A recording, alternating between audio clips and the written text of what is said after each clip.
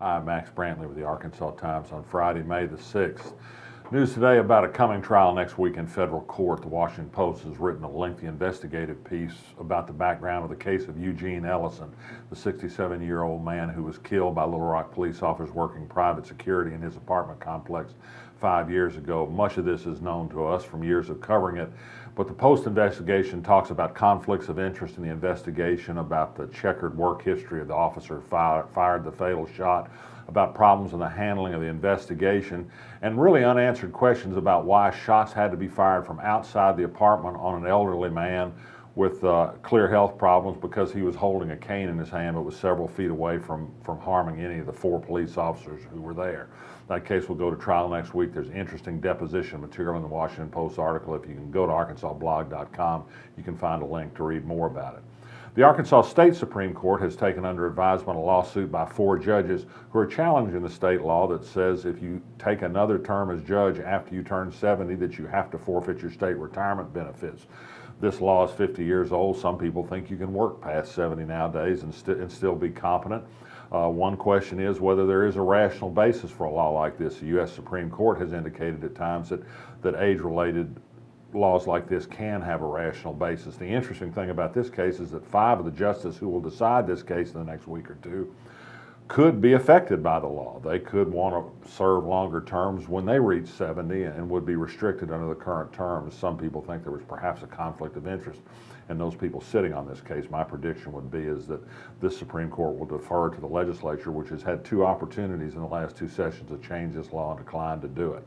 Remember Kenneth Starr? How could you forget the Whitewater prosecutor who carried on a non-stop vendetta against Arkansas people for so many years here? You do remember one thing about Ken Starr was his interest in sexual matters, and particularly the X-rated Starr report that delved in nearly pornographic detail into some aspects of life in the Oval Office of the White House.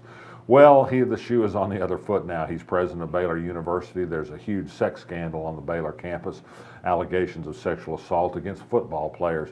Kenneth Starr didn't want to talk much about that or provide many details about that, but that's Baylor football, not the White House, and so you can understand how he might have a different view on it.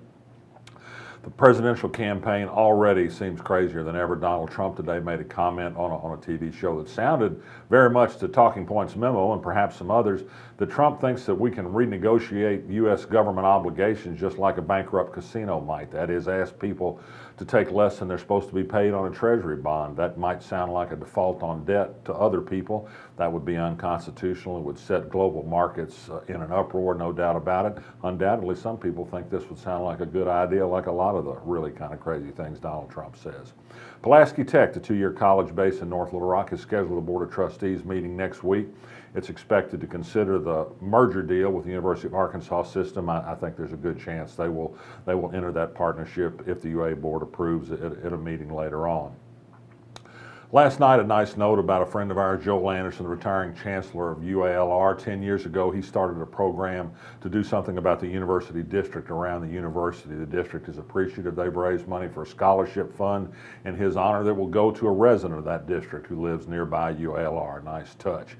For reading, I'd urge you again to go to arkansasblog.com, an extensive interview with Mike Poore, Benji Hardy's reporting and analysis on the man who's coming in to be Little Rock School Superintendent. He does continue to dodge the question about charter schools, on which, as I said yesterday, Baker Curris, the outgoing superintendent, has made very clear he thinks it's idiotic to suggest that there's some benefit from having dual school systems in Little Rock, which is the case we have now and will continue to go with the state's insistence on continuing to add charter schools in the town.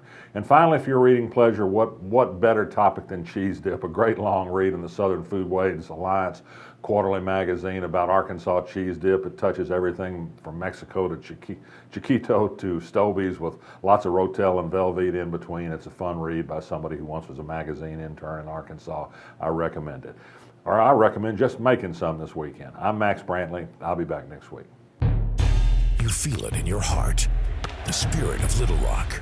We've had that spirit since 1927, helping build our city by producing decades of leaders in the heart of our state. We are the heart of business and innovation, the heart of politics and government, the heart of arts and culture, and in our city beats the heart of a Trojan. UALR, we are Little Rock's team and Little Rock's university.